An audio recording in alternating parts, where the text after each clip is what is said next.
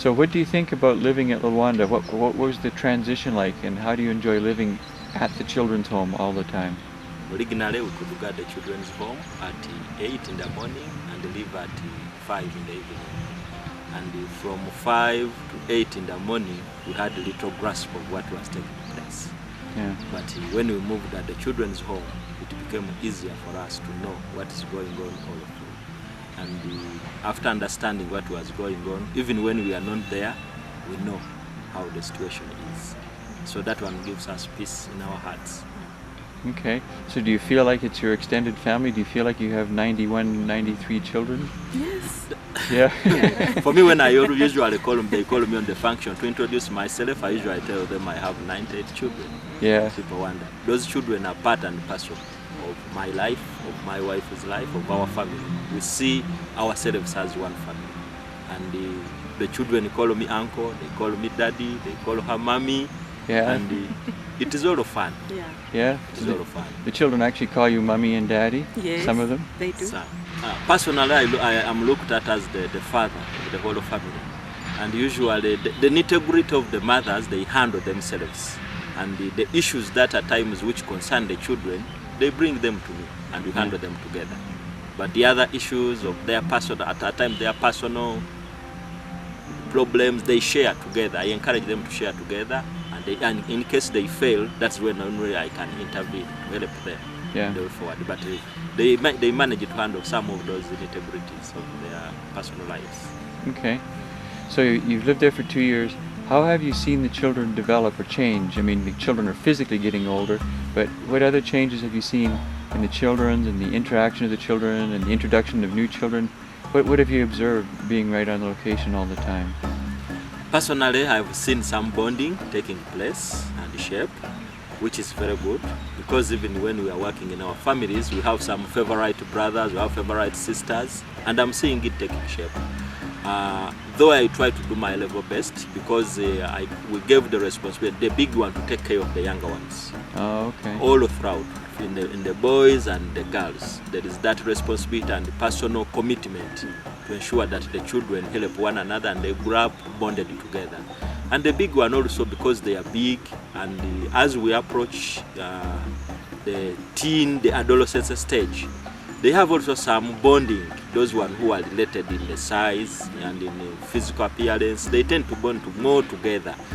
And in case they have problems, we have a number of people, and I always tell them why we are many there is that they may fear me, they may fear mommy, but they may love somebody whom they can share with their problems. In the process, that one whom they share with can come and tell me or tell mommy what is taking place, and then we can see how we can address that issue. Yeah. So those bondings are there and they are taking shape. And the children are growing, both intellectually. I think we have been communicating with them, and some of them they understand and they speak very good English, and some of them have great and big ideas of what they want to be, and we are trying to do our level best to model them towards those goals.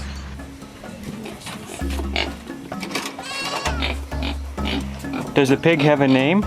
This one, Yeah. What is the name? Moisture. Moisture? That's kind of a strange name for a pig, don't you think? Moisture? Moisture. The pig.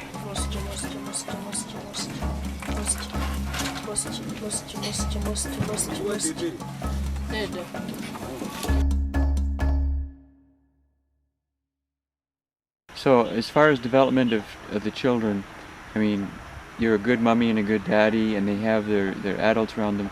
What areas do you think the children still need to develop further to become responsible young Ugandan adults? What further things do you think the children home will need to provide in the future to make them, you know, the leaders of Uganda that we want them to be when they're 18? What more do you think is necessary for them? There's quite a number of things that we need to do as per now.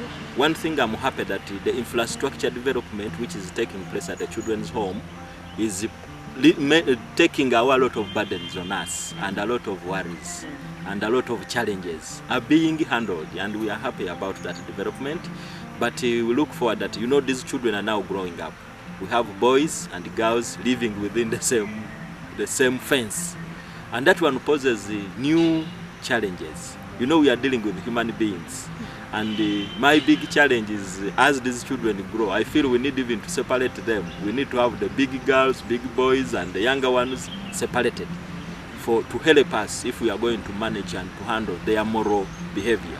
We continue to share them with the scripture every evening. We have fellowship, but that one remains a big challenge. How are we going to have a grasp on their moral behavior when they are freely interacting like that? It is still a big challenge that we have, and we always think about it, and we are praying, and we know God is going to open for us ways, but we need to think of opening, maybe having a different hostel, because the big one now can do much of their work independently, and even the male staff want to withdraw them from these big girls and limit the interaction because the children are growing up.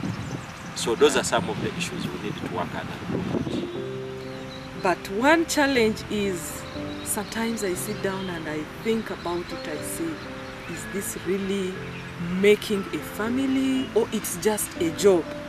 So there is a challenge there. I said, will there be time when we shall have to leave and we break that bondage that we are creating with these children? So there is still a challenge there. I always think about it and I say, oh my goodness, what is it going to be like?